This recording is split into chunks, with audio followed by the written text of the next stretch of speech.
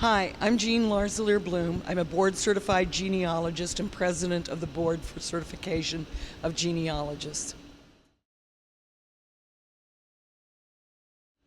I live in Chicago and I specialize in Chicago research. And city dwelling research is different than rural research in that you have a transient population. The highest percentage of people in the city of Chicago didn't own property. They were renters, and they often moved year to year.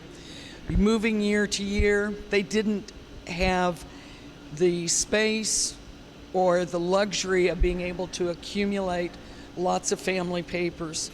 You also have a city of immigrants, different cultures. The challenges are the migratory or that people are moving all the time, they're not retaining documents, and that you're dealing with an immigrant population. The first thing is city directories, city directories, city directories. In researching city dwelling ancestors, they may not own property, you can't find property records, they may not have had any interaction with the court, but you should be able to find them using city directories.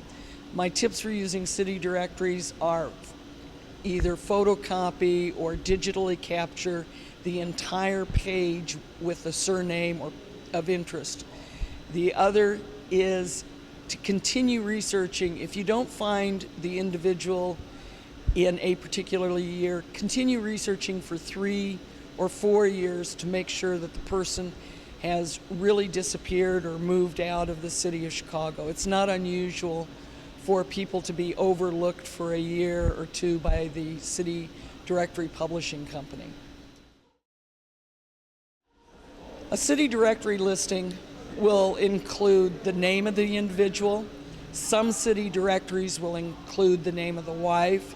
You'll have the residential address, and generally you'll have the occupation and sometimes the company where the individual is working.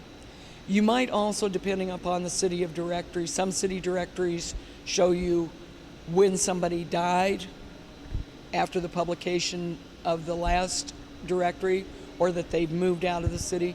Some city directories in the back have reverse directories where it's listing by streets and street numbers so you can see everybody that's living in that household. They're a very valuable resource for urban dwelling residents. When you're researching cities, maps are an incredibly important resource. One of the things that's important in doing urban research are church records. And to locate where an individual or a family might have attended church, you need to know where they lived. You need to know their religious affiliation. Once you've established their residency, you can identify what Lutheran churches were within walking distance or on the streetcar line. And that could be like German Lutherans, what's the closest Lutheran church, what's the closest, if they're Catholic, German Catholic Church, Irish Catholic. It helps you find additional records by knowing what the neighborhood is, what's around there. It can help you identify the schools that individuals attended by learning what that home address is, what elementary schools were there, what high schools were in the area. If you know the high school, there might be high school yearbooks that you can find for your ancestors.